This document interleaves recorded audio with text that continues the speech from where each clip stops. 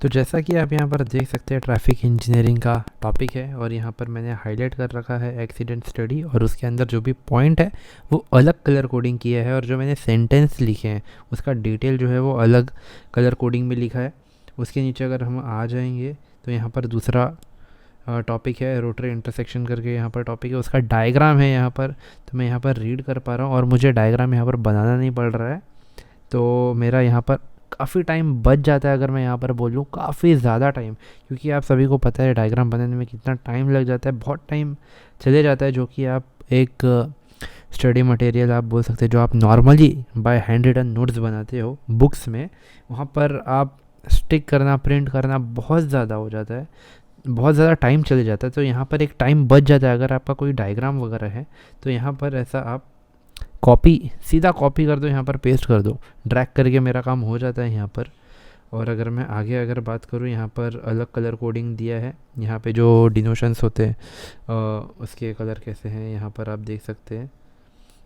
Okay, images हो गए। अगर हाँ यहाँ पर अगर जैसे देखेंगे स्टॉप एंड साइन, स्टॉप्स वगैरह के साइन कैसे लगे हैं यहाँ पर, क्या मतलब एक आपको हाईलाइट एक पता चल जाता है कि आपको क्या देखना है। ओके, आपको क्या चाहिए क्या है सब यहाँ पर है। अगर और थोड़े नीचे जाऊँगा अभी डिविजनल आइलैंड के बारे में, तो ठीक है, तो अभी मैं उसका डायग्राम नहीं बनाते बैठूँगा, सीधा कॉपी करूँगा पेस्ट करूँगा, और जब मैं स्टडी कर रहा हूँ तो मुझे यहाँ पर पिक्चर हाईलाइट होके आ जाता है कि एक्चुअली में क्या है वो।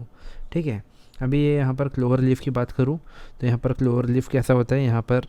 ओके, तो यहाँ पर मुझे पिक्चर एक हाईलाइट हो गया है, यहाँ पर मैंने कॉपी पेस्ट यहाँ पर ऑलरेडी कर दिया है। ठीक है, तो मैं आपको दूसरा नोट्स लेकर चलता हूँ, ये ट्रैफिक इंजीनियरिंग, जैसे आप यहाँ पर देख सकते हैं दूसरे भी चीज़ें हैं। मैं दूसरे नोट्स आपको बताता हूँ। यहाँ पर मैंने फ़ोल्डर बना रखे हैं, यहाँ पर मैंने फ़ोल्डर किए। अभी मैं दूसरे सब्जेक्ट पर जाऊँगा। ओके, यहाँ पर मैं दूसरे सब्जेक्ट पर गया और ये कुछ IMP पॉइंट्स यहाँ पर मैं आपको दिखाता हूँ। ओके, तो यहाँ पर इस सब्जेक्ट के इन्वामेंटल इंजीनियरिंग के इम्पॉर्टेंट नोट्स यहाँ पर मैंने हाईलाइट कर रखे हैं। अभी तक फ़िलहाल 22 है ओनली, और ऐड होंगे जहाँ तक मैंने अभी तक पढ़ा है फ़िलहाल, तो 22 इम्पॉर्टेंट नोट्स अभी तक मुझे मिले हैं।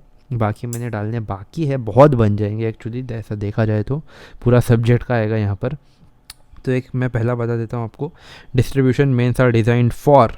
ठीक है, अगर क्वेश्चन आ गया इसके रिलेटेड तो क्या आंसर होगा यहाँ पर, तो ये जो ऑरेंज कलर में लिखा है मैक्सिमम अर्ली डिमांड और मैक्सिमम डे, ये ऑप्शन में आंसर रहने ही वाला है। क्योंकि आपको एक पैटर्न अगर आपको पता चल जाता है, कॉम्पिटिटिव एग्ज़ाम्स JEE वगैरह के एग्ज़ाम, यहाँ पर आपको एक पैटर्न पता चल गया कि ऐसा एग्ज़ाम में आने वाला है, तो आपके लिए काफ़ी ज़्यादा इजी हो जाता है। आपको प्रीवियस पेपर जब आप करोगे और बहुत सारे पेपर आप कर लेते हो तो आपको पता चल जाता है कि आपको पूछने क्या वाला है, राइट। आपको पूरा आइडिया लग जाता है, पूरा सिनेरियो एक आपको मिल जाता है। तो वैसे ही आपको यहाँ पर इंपॉर्टेंट पॉइंट्स निकाल के रखने, हर बच्चे यहाँ पर करते हैं जो कॉम्पिटिटिव दे रहे हैं।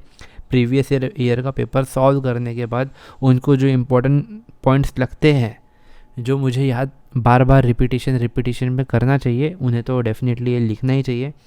तो ठीक है, मैं दूसरा एक बताता हूँ। ठीक है, अभी ये हो गया ब्लू बेबी डिजीज़। ठीक है, तो ब्लू बेबी डिजीज़ किससे होता है?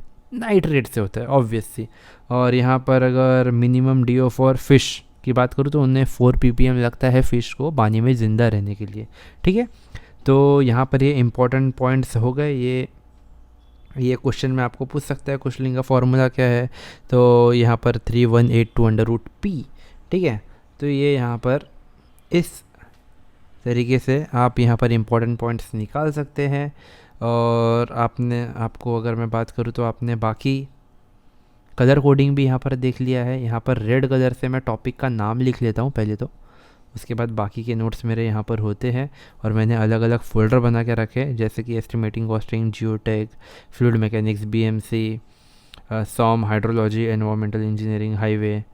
ओके, तो इस प्रकार मैंने नोट्स यहाँ पर बनाए हैं और काफ़ी ज़्यादा हैंडी हो जाता है, क्योंकि यहाँ पर अभी मैंने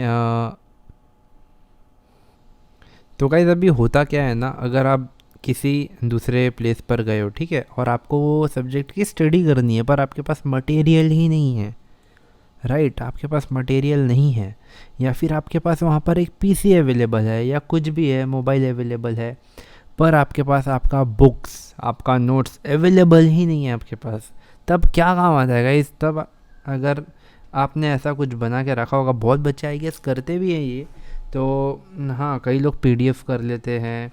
अभी क्या होता है, पीडीएफ से ठीक है आपने वो हाथ से पर नहीं लिखा हुआ है, राइट?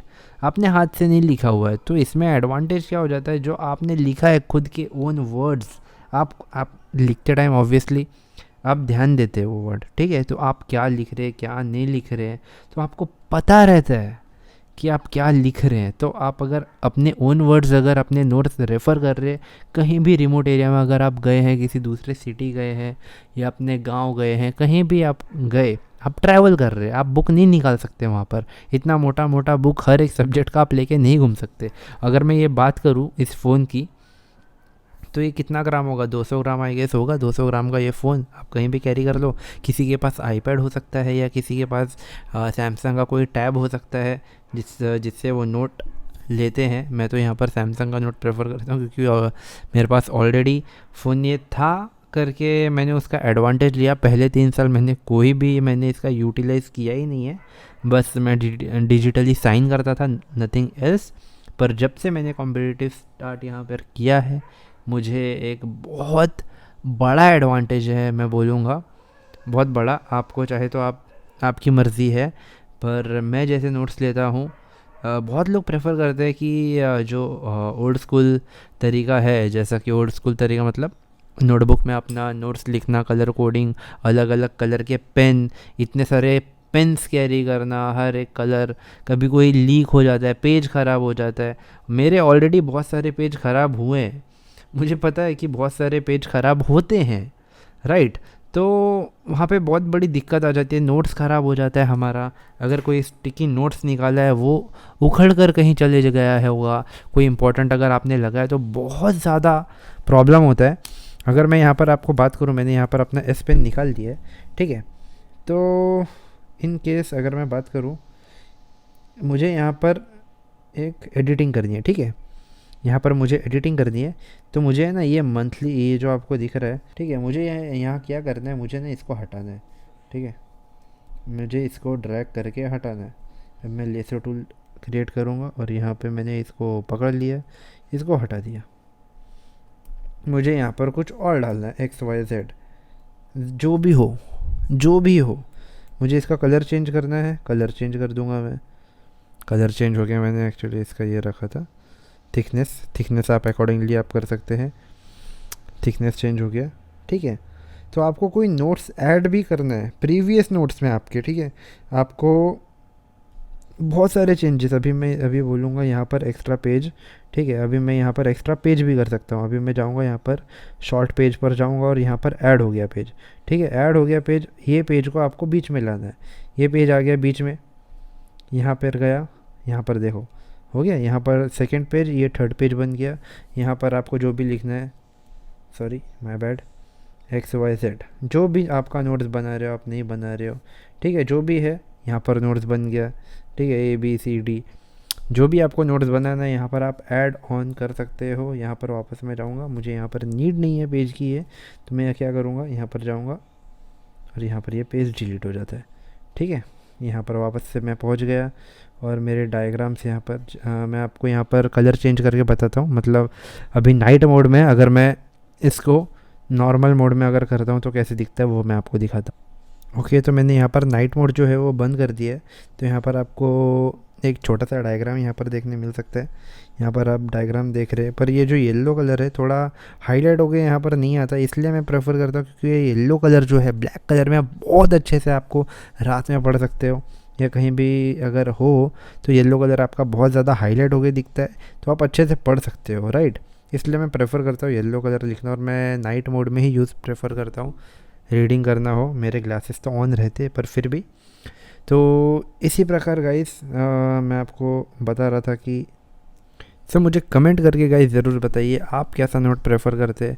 अगर आपके पास सोर्स अवेलेबल है, नोट टेकिंग डिवाइसेस है, अगर आप कोई सैमसंग का गैलेक्सी नोट अगर फ़ोन यूज़ कर रहे हो, या फिर गैलेक्सी का टैब, या फिर एप्पल का आईपैड अगर आप यूज़ कर रहे हो, अगर आप उसमें नोट्स लेते हो, कि most of the student prefer करते हैं डिजिटली ना हो के नोटबुक में, तो कमेंट डाउन आपको मेरा ये नोट टेकिंग कैसा लगा। अगर आपको अच्छा लगा हो तो कमेंट करके बता दीजिए, लाइक कर दे इस वीडियो को और शेयर कर दीजिए, ताकि मैं आपके लिए ऐसी और वीडियो लेकर आता रहूं।